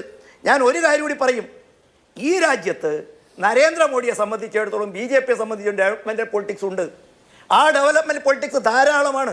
പക്ഷേ പ്രതിപക്ഷം പറയുമ്പോൾ പാകിസ്ഥാനെ പേടിക്കണം, പാകിസ്ഥാനിൽ പോയിട്ട് ഇന്ത്യ സഹായിക്കണം. മാത്രമല്ല അനിൽകുമാറെ, ഒറ്റ ചോദ്യം ചോദിക്കട്ടെ, ഓവർസീസ് കോൺഗ്രസിൻ്റെ നേതാവിനെ തള്ളിപ്പറയേണ്ടി വന്നിട്ടുണ്ടോ? എന്താ കാരണം? താങ്കൾ സ്റ്റാറ്റിക്സ് പറഞ്ഞല്ലോ, 91 തവണയാണ് നീജാത്മി മുതൽ ചായക്കടക്കാരൻ്റെ മകൻ തുടങ്ങി മരണത്തിൻ്റെ വ്യാപാരി 91 തവണ. അതൊന്നും ഇലക്ഷൻ ഉള്ളപ്പോഴല്ല. അതുകൊണ്ടാണ് വിദ്വേഷ പ്രസംഗം നടത്തി പോയിട്ട് മാപ്പ് പറയേണ്ടി വന്നത്. അതൊക്കെ നടക്കും പൊളിറ്റിക്സിൽ. ഞങ്ങൾ അതിനെക്കുറിച്ചൊന്നുമില്ല. 4-ാം തീയതി വരെ ആത്മവിശ്വാസം. നമുക്കൊരു ഇടവേള അത്യാവശ്യമാണ്. ഇടവേളയ്ക്ക് ശേഷമാണ് ചർച്ച ഏറ്റവും അവസാന ഘട്ടത്തിലാണ്. ശ്രീ ജ്യോതികുമാർ ചാമക്കാല, ഈ കാര്യത്തിലൊക്കെ കൃത്യമായ നടപടികൾ ഇനി അങ്ങോട്ട് ഇപ്പൊ നേരത്തെ കോടതികളുടെ കാര്യമൊക്കെ പറഞ്ഞല്ലോ, അതുകൊണ്ട് ഉണ്ടാകുമെന്നുള്ള ആത്മവിശ്വാസത്തോടു കൂടി നമുക്ക് പിരിയാമോ? നോക്കൂ അഭിലാഷ, ഇവിടെ നമ്മൾ മനസ്സിലാക്കേണ്ടത് ഈ തെരഞ്ഞെടുപ്പ് കഴിഞ്ഞു. ഇപ്പോൾ 487 മണ്ഡലത്തിലെ തെരഞ്ഞെടുപ്പ് കഴിയുകയോ അല്ലെങ്കിൽ തെരഞ്ഞെടുപ്പിൻ്റെ പ്രചാരണം അവസാനിക്കുകയോ ചെയ്തതിന് ശേഷമാണ് ഇലക്ഷൻ കമ്മീഷൻ്റെ തീരുമാനം വന്നിരിക്കുന്നത്. ആദ്യത്തെ 110 അസംബ്ലി സെഗ്മെൻറ്റിലെ തെരഞ്ഞെടുപ്പ് കഴിഞ്ഞപ്പോഴാണ് പരാതി കൊടുത്തത്. എന്നാൽ 487 മണ്ഡലത്തിലെയും ഇനി 57 മണ്ഡലത്തിൽ മാത്രം തെരഞ്ഞെടുപ്പ് നടക്കാൻ, അതും ഒരാഴ്ച മാത്രം അവശേഷിക്കുകയാണ് ഇത്തരത്തിൽ തീരുമാനം വന്നിട്ടുള്ളത്. ഈ തീരുമാനം പ്രധാനമന്ത്രിയെ സൂചിപ്പിക്കാനും എന്നാൽ ഞങ്ങൾ തീരുമാനമെടുത്തോ എന്ന് ചോദിച്ചാൽ തീരുമാനമെടുക്കാനും വേണ്ടിയാണ്. ഇവിടെ ശ്രീ ജയചന്ദ്രൻ പറഞ്ഞതിനെക്കുറിച്ചൊന്നും ഞാൻ മറുപടി പറയുന്നില്ല. ഇവിടെ നിങ്ങൾ പറയുന്ന ഈ പച്ച കള്ളങ്ങളുണ്ടല്ലോ, അതിനെല്ലാം ആ പച്ച എന്നുള്ള വാക്കിനും നിങ്ങൾ ദ്വയാർത്ഥം കാണുന്നവരാണ്. ഏതായാലും ആ പച്ച കള്ളങ്ങൾക്കെല്ലാം കൃത്യമായ ഫാക്ട് ചെക്കിംഗ് സംവിധാനം ഉണ്ട് ഈ രാജ്യത്ത്. അല്ലെങ്കിൽ പുതിയ തലമുറ അതൊക്കെ കാണുന്നവരാണ് എന്ന കാര്യം താങ്കൾ മറക്കരുത്. നിങ്ങൾ എത്ര പച്ചക്കള്ളം പറഞ്ഞാലും അത് കള്ളമാണെന്ന് ബോധ്യപ്പെടാൻ കേരളത്തിലെയും ഇന്ത്യയിലെയും ജനങ്ങൾക്ക് കഴിയുന്നുണ്ട്. അതുകൊണ്ട് തന്നെ കാത്തിരുന്നുള്ളൂ. അല്ല വേണ്ട, താങ്കൾ ഒന്നും പറയണ്ട, സമയമില്ല. ഇനി 4-ാം തീയതി താങ്കൾ പറഞ്ഞു. എന്താ പറഞ്ഞത്? വെൽത്ത് ഡിസ്ട്രിബ്യൂഷനെ കുറിച്ച് എന്താ പറഞ്ഞിട്ടുള്ളത്? താലിമാല പൊട്ടിക്കുമെന്ന് പറഞ്ഞ എവിടെയാ കോൺഗ്രസ് പറഞ്ഞിട്ടുള്ളത്? പ്രധാനമന്ത്രി പറഞ്ഞല്ലേ, എവിടെയാ പറഞ്ഞിട്ടുള്ളത്? താങ്കൾ ഒന്ന് പറയാമോ? ഇത് തന്നെയാണ് തളവ്. താങ്കളുടെ പ്രധാനമന്ത്രി പറഞ്ഞിരിക്കുന്നു താലിമാല പൊട്ടിക്കും. എവിടെ പറഞ്ഞു? ആരുടെ താലിമാല പൊട്ടിക്കും പറയാമോ? ജയചന്ദ്ര, വെല്ലുവിളിക്കുക, പറയാമോ? ഒറ്റ ചോദ്യം. താലിമാല പൊട്ടിക്കും, എവിടെ പൊട്ടിക്കും? പറയേ. താങ്കൾ പറഞ്ഞ കളവ്. ഞാൻ ചോദിച്ചതല്ല. പ്രധാനമന്ത്രി പറഞ്ഞിരിക്കുന്നു താലിമാല പൊട്ടിക്കുമെന്ന്. ആരുടെ താലിമാല എപ്പോ പൊട്ടിക്കുമെന്ന് ആര് പറഞ്ഞു? പറയാമോ?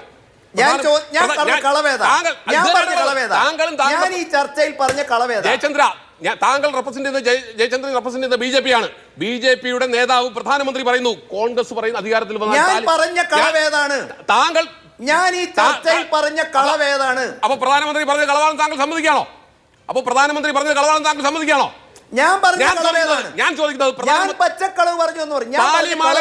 താലിമാല പൊട്ടിക്കുമെന്ന് കോൺഗ്രസ്സുകാർ അധികാരത്തിൽ വന്നാൽ താലിമാല പൊട്ടിക്കുമെന്ന് പറഞ്ഞു. ആര് പറഞ്ഞു? എവിടെ പറഞ്ഞു? അപ്പൊ പ്രധാനമന്ത്രി പറഞ്ഞത് ഞാൻ ചോദിക്കുന്നതല്ല, നേരിട്ട് ചോദിക്കുന്നു. പ്രധാനമന്ത്രി പറഞ്ഞിട്ടുള്ളത് താലിമാല പൊട്ടിക്കുമെന്നാണ്. എവിടെ പറഞ്ഞു? താങ്കൾക്ക് മറുപടി ഉണ്ടോ? ഇല്ലെങ്കിൽ താങ്കൾ സമ്മതിക്കണം പ്രധാനമന്ത്രി പറഞ്ഞത് കളവാണെന്ന്. ഇല്ലെങ്കിൽ താങ്കൾ സമ്മതിക്കണം പ്രധാനമന്ത്രി പറഞ്ഞ കളവാണെന്ന്. കളവിനെ കുറിച്ച് ചോദിച്ചു. താങ്കളുടെ പ്രധാനമന്ത്രി പറഞ്ഞ കളവിനെ കുറിച്ച് ഞാൻ പറയുന്നത്. താങ്കൾക്ക് മറുപടി ഉണ്ടോ? ഇല്ലെങ്കിൽ താങ്കൾ സമ്മതിക്കണം പ്രധാനമന്ത്രി പറഞ്ഞ കളവാണെന്ന്. കഴിയുമോ? ശരി. ഓക്കെ, നമുക്ക് ഇനിയിപ്പോൾ ഒരുപാട് തർക്കിക്കാൻ സമയമില്ല. എൻ്റെ 4 അതിഥികൾക്കും വളരെ നന്ദി. സൂപ്പർ പ്രൈം ടൈം അവസാനിക്കുകയാണ്. നമസ്കാരം.